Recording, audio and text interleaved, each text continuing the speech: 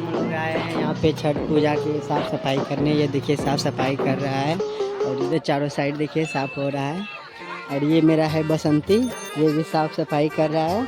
हम लोग अभी छठ पूजा, आज कदवा भात है, इसके बाद छठ पूजा होगा। हम लोग का पोखर है, अभी साफ़ सफाई हो रहा है इधर। ये देखिए चारों साइड साफ़ सफाई हो रहा है। और ये छठ पूजा में इतना सुंदर सस्ता एक लगता है, जन्नत रही है। वहाँ जाए टावर, वहाँ सब चढ़ के कूदता है और दिखाते हैं। और ये देखिए ये लोग साफ सफाई कर, नहाता भी है।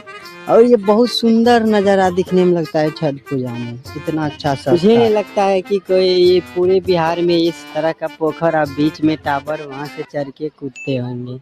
इस तरह से मुझे तो लगता ना है कि बिहार में होंगे कहीं पे। बिहार में क्या छोड़ो, भारत में भी नहीं होंगे इस तरह से। पूरे भारत की बात करते हैं, बीच में है टावर, वहाँ से चढ़ के कूदते हैं पानी में। बहुत सुंदर नज़ारा है।